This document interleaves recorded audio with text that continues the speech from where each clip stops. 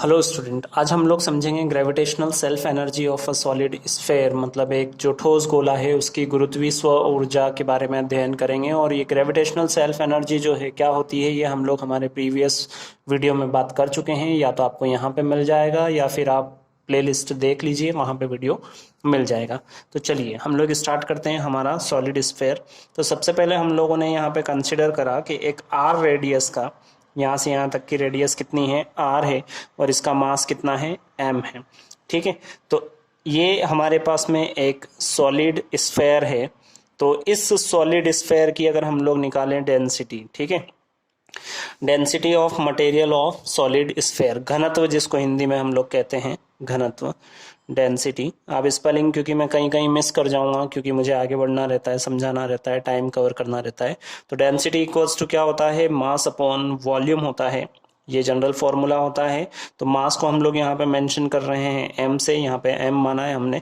और वॉल्यूम, क्योंकि ये स्फेयर है और हम हमारी छोटी क्लास में पढ़ चुके हैं कि स्फेयर का वॉल्यूम निकालने का फॉर्मूला होता है 4/3 पाई आर और उसका क्यूब।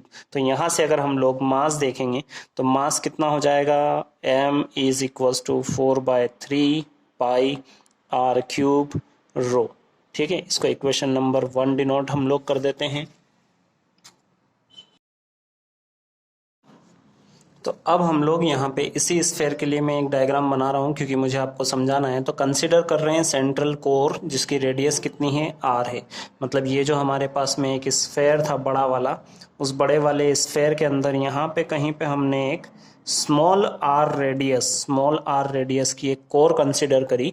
और इसके ऊपर हम लोग यहाँ पे एक डी आर मोटाई, ये जो जितनी दूरी में मैं यहाँ पे मेंशन कर रहा हूँ ना, इसको हम लोग क्या बोल रहे हैं, डी आर मोटाई का एक स्फेरिकल शेल है, जिसकी थिकनेस कितनी है, थिकनेस ऑफ स्फेरिकल शेल, वो हम लोग ले रहे हैं डी आर। ठीक है, तो अभी हम लोग सिर्फ और सिर्फ इस शेल के लिए बात करेंगे। तो हम लोग इसका मास निकाल सकते हैं, मास ऑफ स्फेरिकल शेल, मैं पूरी स्पेलिंग नहीं लिख रहा हूं, ऑफ थिकनेस डी आर। तो वो क्या हो जाएगा, मास की बात कर रहे हैं तो मास इज इक्वल्स टू क्या होता है, वॉल्यूम इनटू डेंसिटी। ठीक है, तो जो मटेरियल है ये स्फेयर का, वो उसका जो डेंसिटी हमने लिया है वो कितना लिया है, रो लिया है, यहाँ पे जो मेंशन किया है। ठीक है, अब वॉल्यूम हमको देखना है। तो वॉल्यूम के लिए हमारे पास में फॉर्मूला क्या होता है, 4/3 पाई और आर रेडियस। अभी आप किसकी बात कर रहे हो, इस कोर की और इस शेल की बात कर रहे हैं। तो हम लोग यहाँ पे क्या मेंशन करेंगे, हम लोग मेंशन करेंगे आर क्यूब, स्मॉल आर, क्योंकि इसकी रेडियस है। तो यहाँ पे ये क्या आ गया, स्मॉल एम। मतलब ये जो कोर था, इस कोर का मास कितना हो गया, स्मॉल एम हो गया। अब अगर हम लोग मास ऑफ स्फेरिकल शेल निकाले, ये तो हमने मास निकाला है जिसमें ये कोर भी आ गया और ये डी आर थिकनेस भी आ गई। लेकिन अब हम लोग बात करें मास ऑफ स्फेरिकल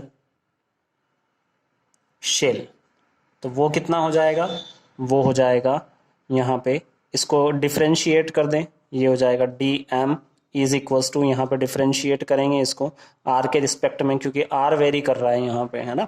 तो ये हो जाएगा 4/3 पाई, और आर को डिफ्रेंशिएट करा तो 3r⁻², इनटू में आ जाएगा यहाँ पे डी आर, और साथ में आ जाएगा रो।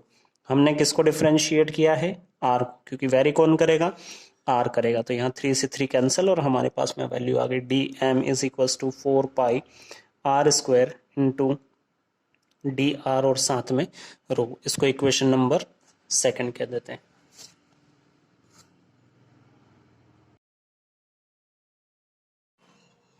चलिए, तो by definition of gravitational potential energy या ग्रेविटेशनल सेल्फ एनर्जी क्या होता है, वर्क डन होता है in raising the spherical shell of thickness d r over the sphere of radius r. तो देखिए यहाँ पे हमारे पास में एक डी आर रेडियस का एक स्फेयर था, और इस पे हमने यहाँ पे डी आर थिकनेस की एक शेल को चढ़ाया था। ठीक है, तो ये कवर करने के लिए हमको क्या करना पड़ा था, कुछ वर्क डन करना पड़ा था, और वही वर्क डन क्या कहलाएगा, ग्रेविटेशनल पोटेंशियल एनर्जी, या फिर उसको हम लोग कह सकते हैं ग्रेविटेशनल सेल्फ एनर्जी, वो आगे जाके बनेगा। ठीक है, तो वर्क डन हमको डिराइव करना है। तो वर्क डन का फॉर्मूला क्या है, यहाँ पे डी डब्ल्यू is equals to minus G gravitational constant, mass of sphere, लेकिन उसकी रेडियस कितनी है, आर है, into mass of the sphere, spherical shell आएगा यहाँ पे। ठीक है, तो देखिए ऑलरेडी हमने दोनों वैल्यू डिराइव कर ली है। डी डब्ल्यू इज इक्वल्स टू यहाँ पे आ जाएगा minus G into mass of the sphere कितना लेके आए हम लोग, ये रहा है यहाँ पर 4/3 pi R cube rho into mass of the spherical shell, तो ये रहा हमारे पास में value 4 pi R cube R square D are, और साथ में क्या आ जाएगा रो, ओवर यहाँ पे रेडियस ऑफ द स्फेयर, तो स्फेयर की रेडियस कितनी थी, आर। इसको थोड़ा सा रीअरेंज या सिंप्लीफाई कर लेते हैं हम लोग।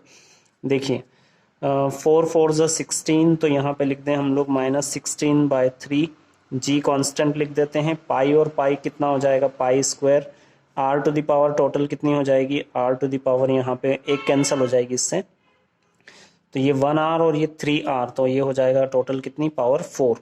रो और रो जो है वो रो कितने टाइम्स हो जाएगा, 2 टाइम्स हो जाएगा, और साथ में आ जाएगा ये डी आर, तो ये आ गया डी डब्ल्यू, मतलब work done in raising the spherical shell of thickness d r over the sphere of radius r. R radius का जो गोला था हमारे पास में, ये अंदर वाला जो वाइट दिख रहा है, उस पर हमने ये डी आर थिकनेस की एक जो शेल को चढ़ाया है या कवर किया है, तो उसमें इतना वर्क हम लोगों को करना पड़ा। ठीक है, बट क्योंकि हम लोगों को इसकी रेडियस, जो रेडियस है, जैसे गोला बनाना है तो क्या करना पड़ेगा, पहले एक पॉइंट, फिर उसके ऊपर एक शेल, फिर उसके ऊपर एक और shell, shell shell shell shell shell shell बना के हम लोगों को ये कितना बड़ा करना है, जिसकी रेडियस कितनी होनी चाहिए, कैपिटल आर, और इसका मास कितना होना चाहिए, एम। तो ठीक है, यहाँ पे वेरी क्या कर रहा है, रेडियस वेरी कर रहा है, तो ये रेडियस हम लोगों को 0 से स्टार्ट करना है। जो स्मॉल आर है ना, वो रेडियस कहाँ से शुरू होगी, 0 से शुरू होगी, और हमको कहाँ तक ले जाना है उसको, कैपिटल आर तक। तो इस इक्वेशन को हम क्या कर देंगे, इंटीग्रेट कर देंगे। चलिए, hence work done in increasing the radius r from 0 to capital r, जैसा मैंने अभी बताया, तो इसी पूरे वर्क डन को हम लोग क्या कहेंगे, gravitational self energy of the system, या फिर वो जो सॉलिड स्फेयर हम बना रहे हैं उसकी ग्रेविटेशनल सेल्फ एनर्जी होगी। और इसको हम लोग डिनोट करते हैं, इसको डिनोट करते हैं ग्रेविटेशनल सेल्फ एनर्जी को यू से। और देखिए हमारे पास जो था वो अभी वर्क डन किया था हमने डी डब्ल्यू, लेकिन वो वर्क डन कहाँ से शुरू करना है हमको, 0 से कहाँ तक ले जाना है, रेडियस आर तक ले जाने में जितना वर्क करना पड़ेगा वही ग्रेविटेशनल सेल्फ एनर्जी कहलाएगा। तो 0 टू आर हमारे पास डी डब्ल्यू की वैल्यू थी -16/3 G pi square rho square are to the power 4 और डी आर। तो देखिए यहाँ पे ये जितनी भी क्वांटिटी है ये सारी कांस्टेंट है, डिफरेंस इंटीग्रेशन होगा किसके रिस्पेक्ट में होगा, आर के रिस्पेक्ट में होगा, ये सारे बाहर आ जाएंगे, ये -16/3 G pi square rho square, और इस r टू द पावर 4 का आपको करना है इंटीग्रेशन, तो ये हो जाएगा r टू द पावर 5, और डिनोमिनेटर में भी पावर कितनी आ जाएगी, 5। ये इंटीग्रेशन करने का तरीका होता है। और अपर लिमिट में क्या आ जाएगा, r, लोअर लिमिट में क्या आ जाएगा, 0 आ जाएगा। इसको अगर हम लोग लिमिट अप्लाई करें तो चलिए पहले 5 को हम बाहर लिख देते हैं, ये हो जाएगा -16 3 टाइम्स 5, ये हो जाएगा G pi square rho square as it is. अब ये तो 5 जो है ये बाहर चला गया यहाँ पर, है ना, ठीक है। अब अपर लिमिट अप्लाई करी तो ये हो गया r to the power 5, lower limit apply करेंगे यहाँ पे तो हो जाएगा 0 टू द पावर 5, और 0 to the power 5 means nothing, तो इसको हम लोग हटा देते हैं।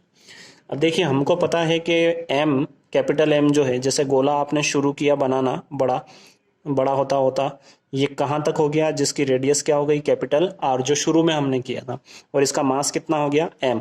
तो मास का फॉर्मूला क्या था, 4/3 पाई r, capital R, radius R है इसकी, कैपिटल Q। तो यहाँ पे कहीं ना कहीं हम लोगों को दिख रहा है, देखिए r टू दी पावर कितनी है, 5, तो हम लोग इसमें एक काम कर देते हैं कि r टू दी एक r का मल्टीप्लाई और एक r का क्या कर देते हैं, डिवाइड कर देते हैं। ठीक है, देखिए यहाँ पे 16 है, तो 16 को हम क्या लिख सकते हैं, 4 का स्क्वायर लिख सकते हैं, है ना। मैं क्या करने की कोशिश कर रहा हूँ, पाई है, पाई का स्क्वायर बन रहा है, यहाँ पे इसका भी क्या बन जाएगा, स्क्वायर, मतलब इस फॉर्मेट में लाना है, लेकिन इस पूरे का आपको क्या दिखेगा, यहाँ पे स्क्वायर दिखेगा। जब इसका स्क्वायर दिखेगा तो हम इसको m स्क्वायर भी लिख सकते हैं। तो इसका स्क्वायर क्या बनेगा, 16 9 pi square are to the power कितनी हो जाएगी 6। तो देखिए आर टू द पावर 5 थी, 1 से मल्टीप्लाई कर दिया, आर टू द पावर कितनी हो गई 6 हो गई। ठीक है, डिनोमिनेटर में जो बच रहा है उसको हम लोग देखते हैं।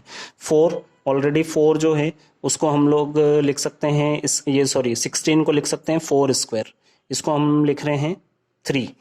पाई को एज इट इज लिख रहे हैं और अपॉन में जो 3 था तो यहाँ पे एक 3 से हमने मल्टीप्लाई कर दिया और एक 3 से क्या कर दिया डिवाइड। तो देखिए यहाँ पे नंबर में क्या बच जाएगा हमारे पास में 3/5, ये बच गया 3/5, यहाँ पे माइनस बच गया। उम्मीद करता हूँ आपको समझ में आ रहा होगा। ये जो 16/3 था इसको हमने लिखा 4/3।